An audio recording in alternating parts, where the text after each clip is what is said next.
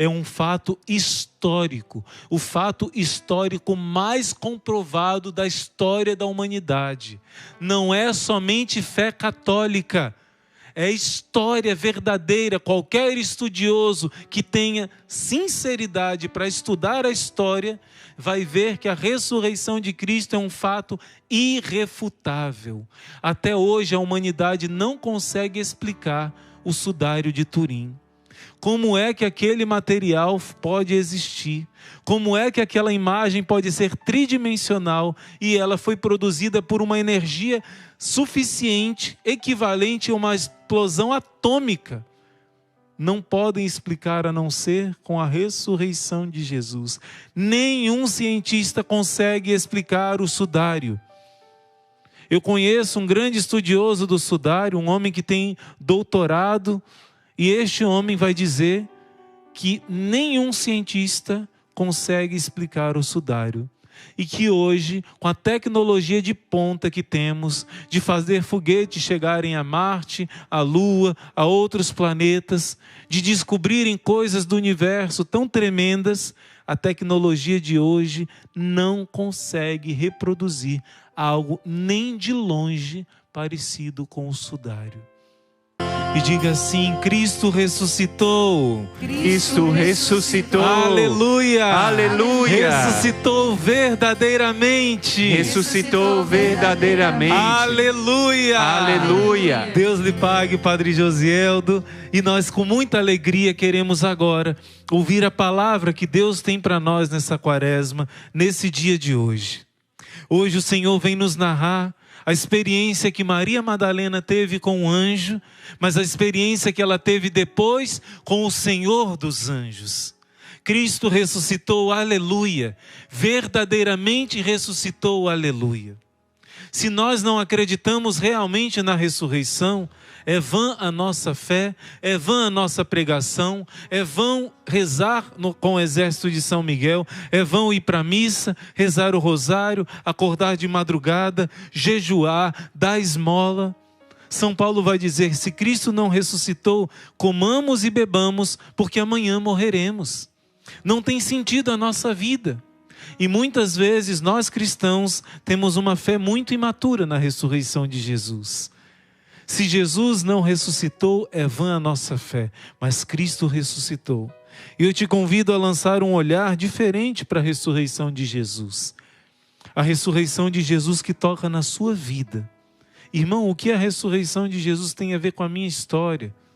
Você deve entender, antes de tudo, que acreditar na ressurreição de Cristo é a base de toda a nossa fé. Nós acreditamos em todo o resto, todo o restante, porque nós acreditamos na ressurreição. A ressurreição de Jesus não é um ato de fé somente. Não é somente um ato que eu acredito que aconteceu. É um ato histórico. É um acontecimento histórico que impactou a história da humanidade.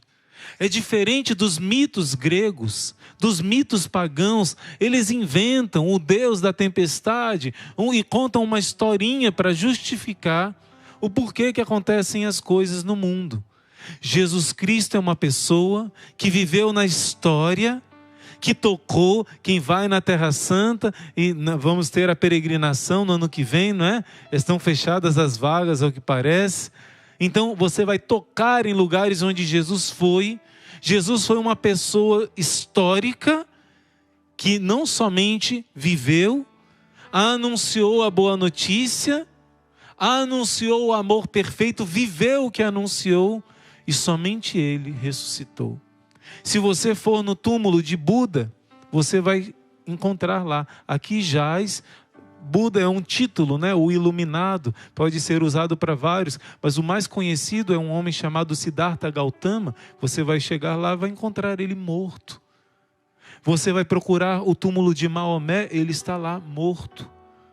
Vai procurar o túmulo de Confúcio, de todos os fundadores de religião.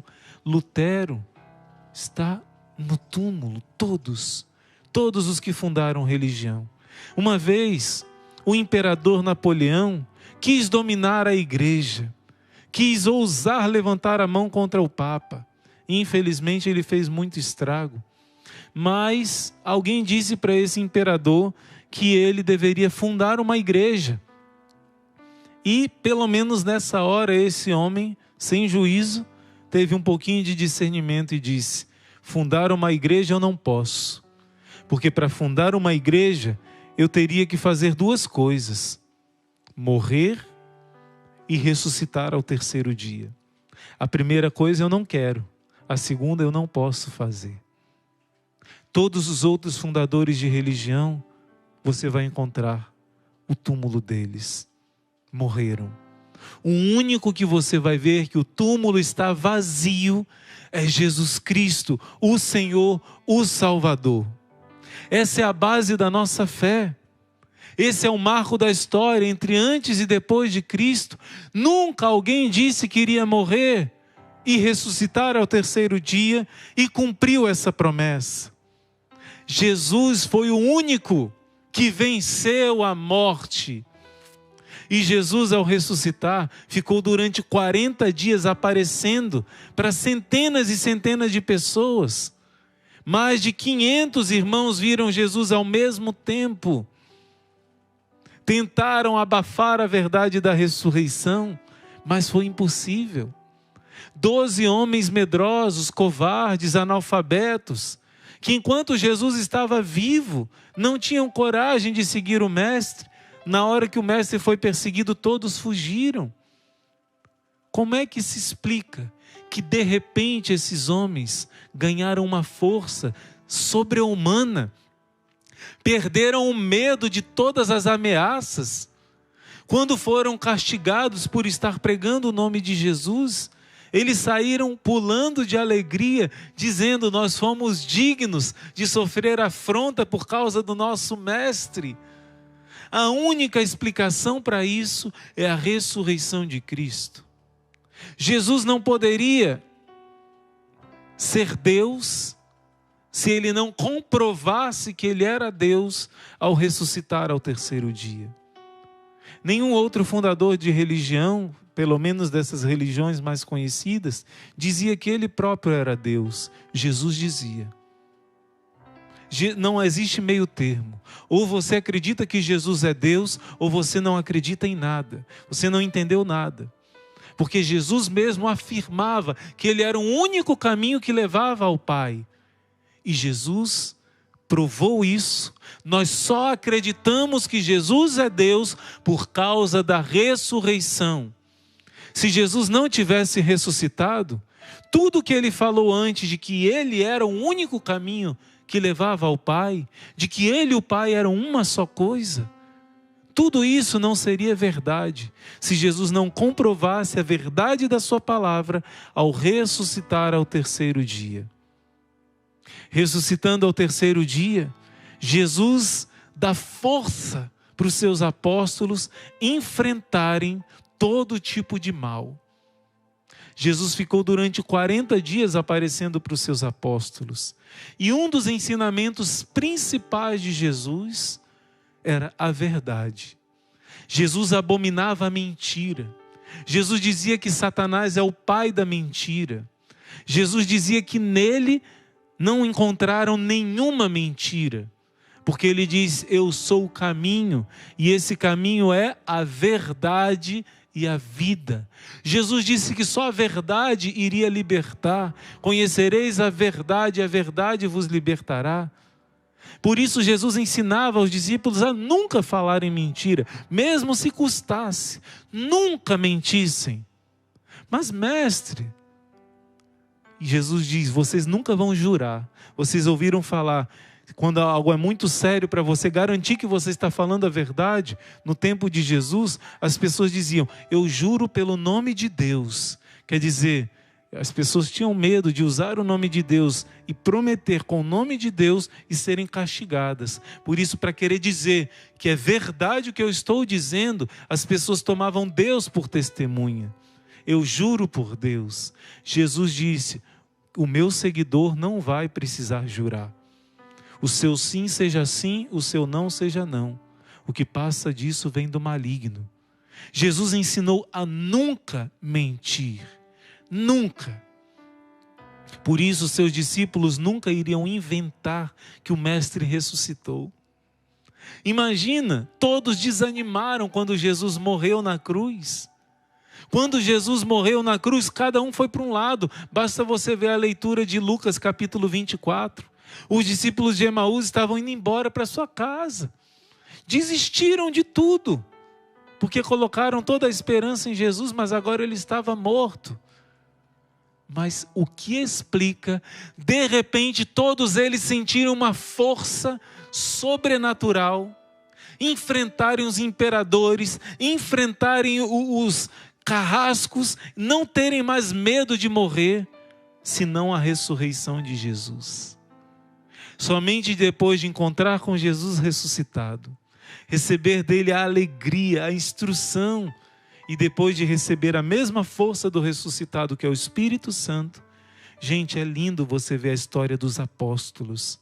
Você vai ver que cada apóstolo viajou para uma região do mundo. Estamos rezando na novena pelo Brasil. Poucas pessoas sabem que existem vários registros muito sérios, de que um apóstolo do Senhor esteve nessa nação brasileira, São Tomé. Quando os índios foram sendo catequizados por José de Anchieta, pelos jesuítas, pelos padres, eles foram dizendo o nome dos apóstolos. Quando diziam Tomé, os índios pulavam de alegria, Tem histórias que contam de que Tomé, quando chegou aqui, ensinava a eles a não terem mais de uma esposa. Eles tinham o costume de ser polígamos. E Tomé brigava forte, bateu com seu cajado na pedra, deixou a marca na pedra milagrosamente em vários lugares do Brasil, até na minha diocese de Niterói, lá em Cabo Frio, tem também vários lugares do Brasil.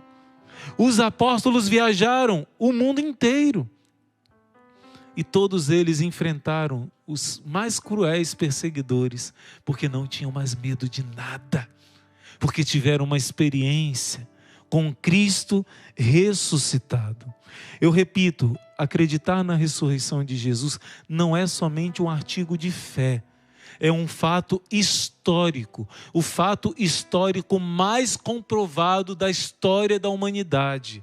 Não é somente fé católica, é história verdadeira. Qualquer estudioso que tenha sinceridade para estudar a história vai ver que a ressurreição de Cristo é um fato irrefutável. Até hoje a humanidade não consegue explicar o sudário de Turim. Como é que aquele material pode existir? Como é que aquela imagem pode ser tridimensional e ela foi produzida por uma energia suficiente, equivalente a uma explosão atômica? Não podem explicar a não ser com a ressurreição de Jesus. Nenhum cientista consegue explicar o sudário.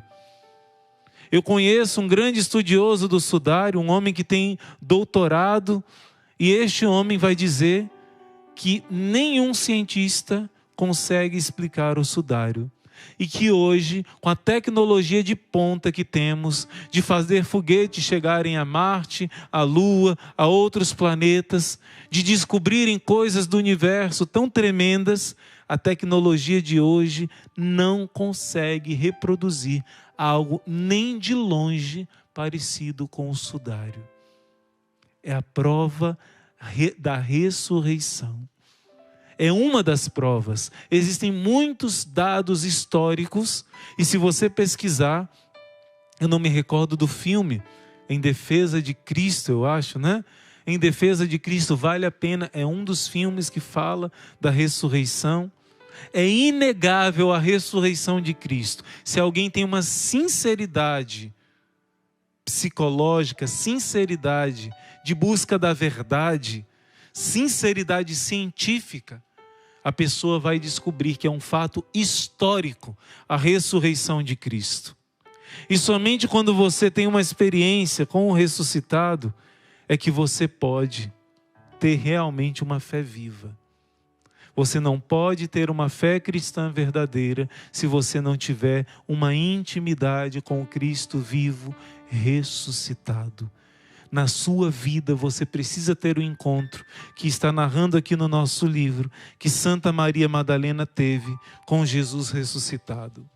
Ela parou para buscar um cadáver, mas em vez de um cadáver, ela encontrou aquele que o seu coração amava. Ela teve um encontro porque ela buscou.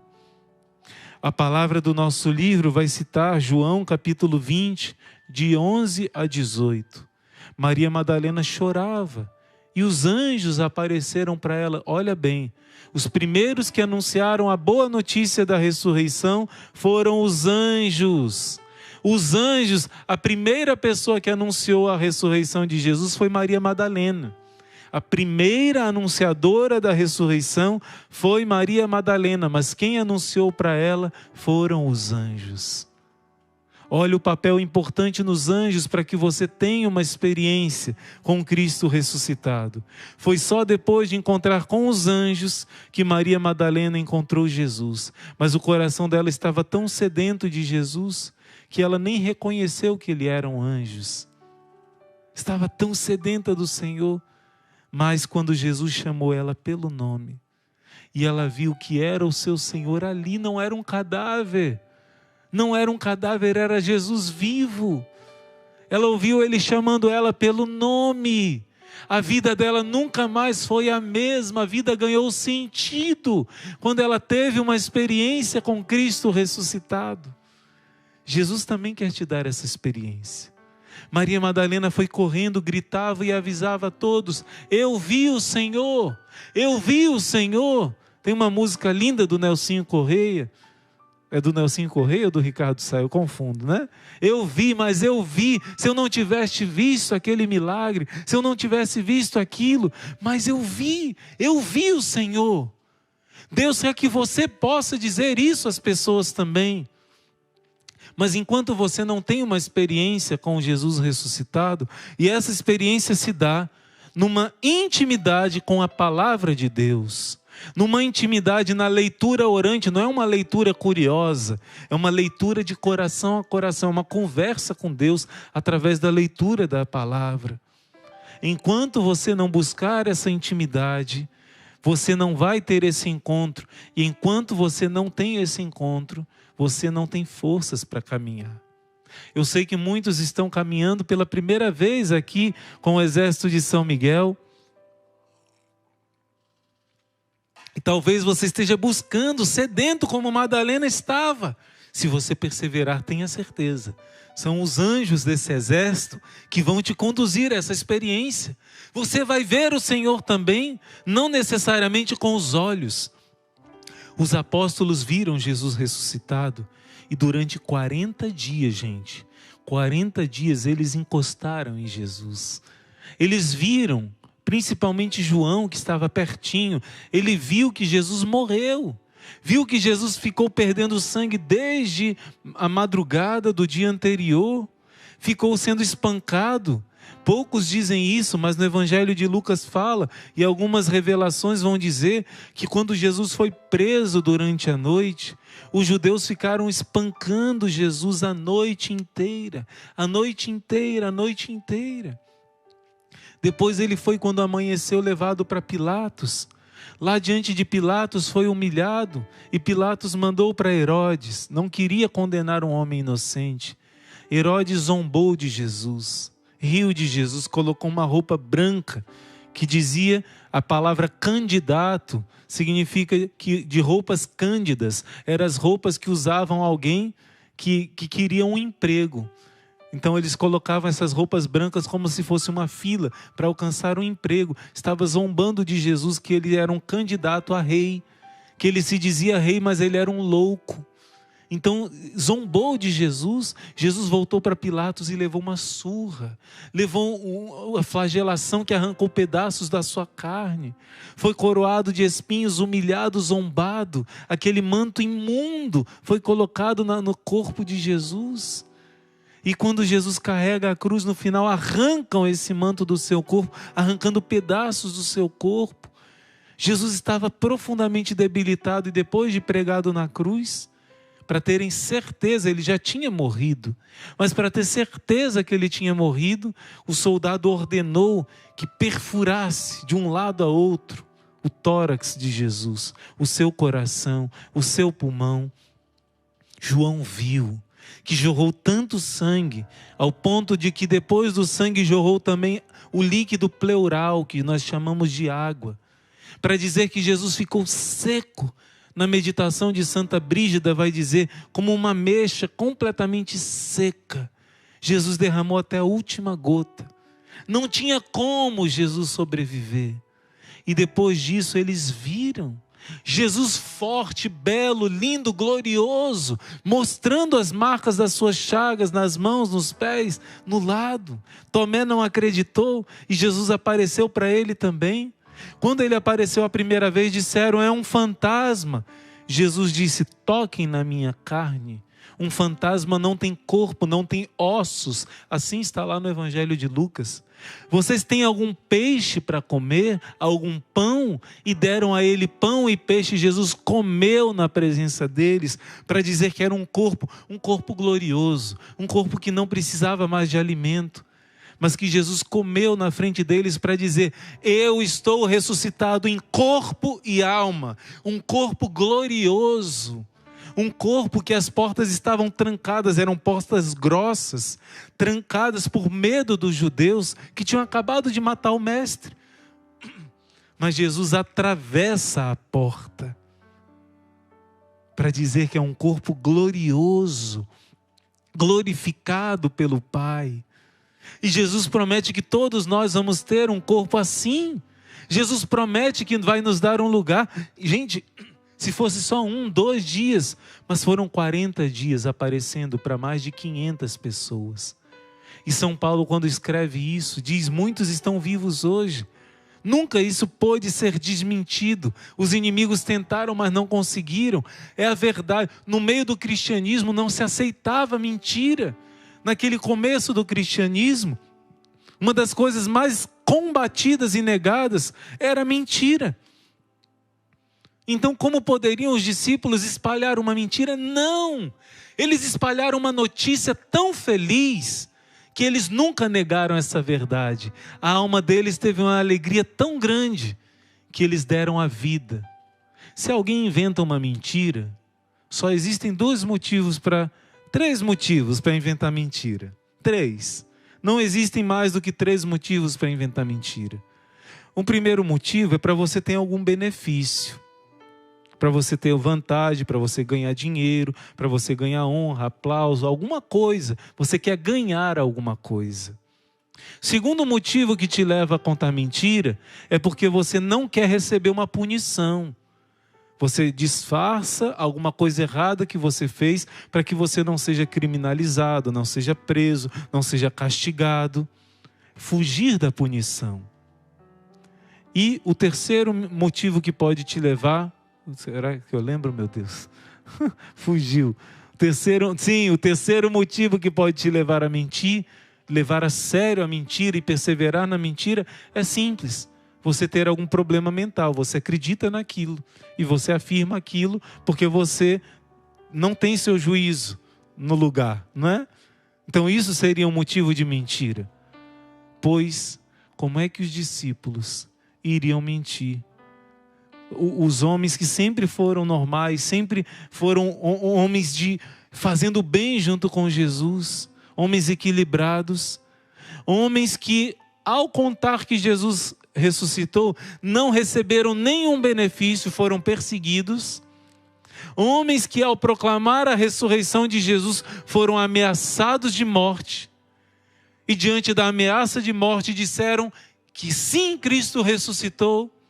Foram torturados. Por exemplo, Santo André ficou 3 dias pregado numa cruz até negar a ressurreição de Cristo e não negou. Por exemplo, outro santo, São Bartolomeu, teve o seu couro arrancado, pouco a pouco, sua pele foi arrancada todinha. Ele ficou em carne viva, sem pele. para ver se ele negava, para ver se ele dizia que era mentira essa ressurreição de Cristo. E ele com alegria, todos eles com alegria, gente. Isso é um milagre. Só pode viver a alegria na dor quem teve uma experiência com Cristo ressuscitado. Mas você pode dizer, mas irmão, os apóstolos tocaram em Jesus ressuscitado, abraçaram, tomaram refeição junto com Cristo ressuscitado. E nós temos o Espírito Santo. Os que vieram depois dos apóstolos foram tão perseguidos quanto os apóstolos. Os que vieram depois deles foram torturados pelo imperador Nero, pelo imperador Domiciano, pelos vários imperadores, Vespasiano, foram perseguindo, matando os cristãos, e eles tiveram uma experiência com Cristo ressuscitado. Mesmo aqueles que não viram com os olhos carnais, tiveram uma experiência com o Evangelho. A palavra de Deus é viva. A pregação dos apóstolos chegou neles de tal força que eles tinham certeza que Cristo ressuscitou. A verdade mais sublime que pode ser pregada e ensinada. A boa notícia que chegou para a humanidade. Você sabe como se diz boa notícia em grego? Euangelion. Significa boa notícia. Em latim, evangelium. Você percebeu que essa palavra parece com anjo? Angelium. Angelium. É exatamente. A palavra anjo significa mensageiro, que dá a notícia. Evangelho significa boa notícia. Por isso a palavra anjo tem uma ligação muito grande com a grande boa notícia do cristianismo, que é a vida eterna em Cristo ressuscitado. Por isso Maria Madalena encontra primeiro com os anjos. O anjo é aquele que traz a notícia. O anjo é aquele que te dá força para te levar à fé em Jesus ressuscitado. O anjo é que te ajuda a ter a palavra de Deus como íntima da sua vida, do seu coração. Mas o anjo não quer te levar para ele próprio. São Miguel, São Gabriel, São Rafael, seu anjo. O anjo do Brasil que estamos honrando. O anjo do Brasil quer levar o Brasil para Cristo, para se consagrar a Ele. O anjo Miguel quer levar o mundo para Cristo, quer preparar a vinda de Jesus. Por isso esse tempo difícil está surgindo o arcanjo Miguel. O anjo prepara para Jesus reinar na sua família, na sua vida. O anjo te prepara para o seu encontro com Cristo ressuscitado. Por isso você que está fazendo a quaresma de São Miguel, tenha certeza, a sua vida não vai ser a mesma depois dessa quaresma. Você está chamando os anjos sem parar. Os anjos estão entrando na sua vida. E sabe o que eles fazem? O mesmo que ele fez na vida de Santa Maria Madalena. Eles começam a trazer a boa notícia do Cristo ressuscitado e não vão descansar até te levar a uma experiência profunda com Cristo ressuscitado. Ter essa experiência não significa que a gente não vai passar por provações. Os apóstolos passaram. Mas significa que vai existir dentro de você uma força tão grande que você vai enfrentar tudo até o fim, cheio da força do Espírito Santo, por causa dessa experiência. Madre Teresa de Calcutá, os biógrafos dela, os escritos dela que só foram revelados depois da sua morte, vão nos dizer que ela ficou 50 anos sem sentir essa presença de Deus. 50 anos numa noite escura de provas, de batalhas tremendas. Mas o que sustentou Madre Teresa a ficar 50 anos amando a Jesus? Porque ela descobriu quem era Jesus. Ela teve uma experiência com a palavra primeiro e depois com a Eucaristia. De modo que ela dizia assim: olha, as minhas filhas não podem ficar nem um dia sem a Eucaristia, senão elas não terão forças para se dar aos pobres. Não terão forças. Ou a Santa Missa de manhã, ou 1 hora de adoração ao Santíssimo de manhã. Mas sem ter um momento de intimidade com Jesus, elas não podem ficar. Se em algum lugar aqueles lugares muçulmanos onde ela ia evangelizar, se eles não aceitavam que ela estivesse em missa ou adoração, ela dizia: então aqui eu não fico. Por que que ela aguentou esses anos todos numa noite escura? Porque ela teve uma experiência fortíssima que sustentou a se apaixonar por Jesus de tal modo de dar a vida por Ele. Eu repito, eu tenho falado isso nesses dias. Você já teve essa experiência? Se você já teve, nunca ache suficiente. Você precisa crescer mais. E não somente na área do sentimento, mas os apóstolos, Jesus ressuscitado ficou com eles 40 dias, mas depois subiu aos céus e disse que estaria com eles todos os dias na Eucaristia e pelo Espírito Santo que ele iria derramar. Então os apóstolos depois não viram mais Jesus com os olhos carnais, viram na Eucaristia, pelos olhos da fé. Jesus está ressuscitado vivo ali, mas é um ato de fé, como eu e você. Os apóstolos só ficaram 40 dias convivendo com Jesus ressuscitado no meio deles, de uma maneira visível, palpável. Claro que a Eucaristia é palpável, mas eu estou querendo dizer que depois disso os apóstolos passaram por todas as provações que todos passam. E muitas pessoas entristecem ao coração de Deus quando dizem assim, olha só, está aqui no nosso livro, na página 129. Há pessoas que dizem assim: não se pode dizer nada sobre aquilo que acontece depois da morte, porque ninguém voltou de lá para contar como foi. Nada de mais errado para nós que temos a fé cristã. Existe alguém que voltou de lá? Sim! Nosso Senhor Jesus Cristo voltou e nos conta que preparou um lugar para nós. João 14, 2.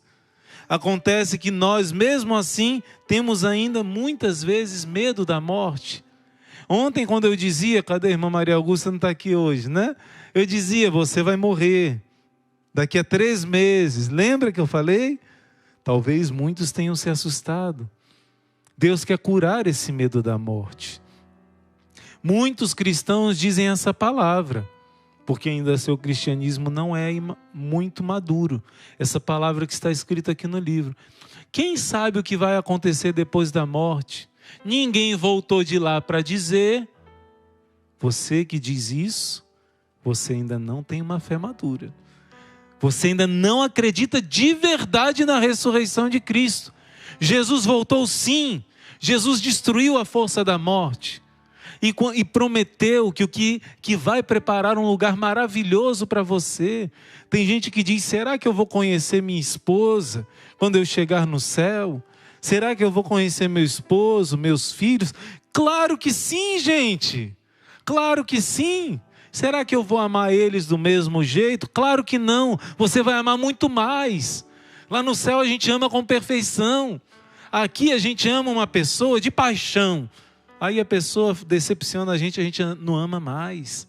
Lá no céu é um amor eterno, perfeito. Em Deus, o fogo do amor de Deus vai queimar no seu coração. Lá no céu nós vamos nos amar todos de uma maneira maravilhosa. Vamos ser um só em Cristo. Já devemos ser aqui, um só corpo de Cristo. O céu é maravilhoso. O céu ultrapassa nossas expectativas. Alguém já voltou de lá sim para dizer. E a doutrina da igreja, baseada nos ensinamentos de Cristo, vai dizer. Não é o que uma seita, outra seita inventa sobre o que acontece depois da morte. A igreja vai ensinar. Se uma pessoa morre totalmente pura, purificada, plena na união com Deus, são poucos que morrem assim. Essa pessoa vai direto para o céu. Se uma pessoa morre ainda com coisas a se purificar, com certos egoísmos, vaidades, falta de perdão, um coração ainda apegado às coisas terrenas, um coração que não era totalmente entregue, não amava a Deus acima de todas as coisas, precisa passar no purgatório, purificar, pois na presença de Deus só pode estar quem é puro, está lá em Hebreus 12. E se uma pessoa nega a vontade de Deus, rejeita a Deus deliberadamente, Deus deu a liberdade. E não é Deus que desejou a perdição, mas é a liberdade humana. Nossa Senhora nas aparições diz que muitas pessoas diariamente caem no inferno. Ela diz que a grande maioria se salva, vai para o purgatório.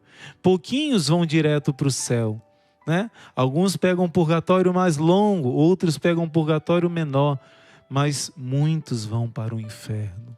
Por isso Nossa Senhora disse em Fátima: rezem, façam sacrifício, façam o primeiro sábado do mês, vão à missa no primeiro sábado, porque muitas pessoas vão para o inferno, porque não há quem reze e ofereça sacrifício por elas. Será que alguém na sua casa não está caminhando para a perdição e você ainda não entendeu que você foi escolhido por Deus para trazer a salvação para a sua casa? Será que você não entendeu ainda a grandeza, a importância do seu chamado? Não é à toa que você está aqui nesse exército de São Miguel. Muitas almas serão salvas por meio do seu exemplo de mudança de vida. O que Deus está fazendo em você de conversão, mesmo sem você ainda falar com ninguém. Claro que você precisa chamar as pessoas, evangelizar. Mas mesmo sem falar, só em rezar e mudar de vida, Deus já está tocando outras pessoas. E a igreja vai ensinar que já hoje, Hebreus 9:27, quando a pessoa morre, ela já tem o seu julgamento, chamado juízo particular. Em Hebreus 9:27 diz assim: está determinado que todas as pessoas morram uma só vez e logo em seguida vem o juízo, o julgamento. Então, quando você morre, você já é julgado. Porém, a sua alma vai para o céu, para o inferno ou para o purgatório. Porém, no último dia, quando Jesus vier fazer o juízo universal, quando Jesus vier finalizar tudo, só vai existir o céu e o inferno. Está lá em Mateus 25, as ovelhas para a direita, os cabritos para a esquerda. Nesse dia, todos vão ressuscitar com o corpo e a alma. Vamos ter um corpo glorificado igual o de Jesus e de Maria. Os santos no céu já estão tão felizes que, mesmo se nunca desse para eles o corpo, assim ensina a teologia católica, eles não sentem falta. Eles estão vendo Deus, eles estão plenos de felicidade, como se tivessem um corpo. Porque os anjos não têm corpo, né? Porque eles são puro espírito. Mas nós fomos criados corpo e alma. Por isso Deus, mesmo que os santos no céu já estejam cheios de felicidade, Deus quer aumentar essa felicidade. Você vai ter um corpo ressuscitado, um corpo mesmo. Um corpo glorioso, como o de Jesus. Mas os condenados ao inferno também terão um corpo. A doutrina católica vai ensinar, há 2000 anos o ensinamento de Cristo é esse. Também os maus vão ressuscitar, todos vão ressuscitar. Eles vão ressuscitar para com seu corpo ficarem no inferno para sempre. Porque escolheram o mal, escolheram o egoísmo, a perversidade, o orgulho, a malícia, a mentira, a corrupção, a safadeza, me desculpe a palavra. Só vai para o inferno quem se fechou à graça e quem se abriu ao mal, quem se decidiu pelo mal. Muitos estão caindo lá, porque nós rezamos pouco ainda por eles. Por isso Jesus diz uma oração que sempre eu atendo, Jesus diz a Santa Faustina, é quando vocês rezam pelos pecadores do mundo inteiro, pelos pecadores da sua família, quando vocês rezam para perdoar as pessoas que fazem o mal, porque essa é uma oração das que mais agrada a Jesus. E Ele diz que sempre atende. Eu quero dizer, meu irmão, minha irmã, com a ressurreição de Jesus, começou um contágio. Uma notícia começou a se espalhar. Durante aqueles 40 dias, Jesus contagiou os discípulos e depois eles foram contagiando a todos. E mesmo aqueles que não viram Cristo ressuscitado, quando receberam essa boa notícia, essa boa nova, que a morte não é a palavra final, que a morte foi vencida. Eles começaram a experimentar um encontro com Jesus. E por isso eles venceram o medo da morte.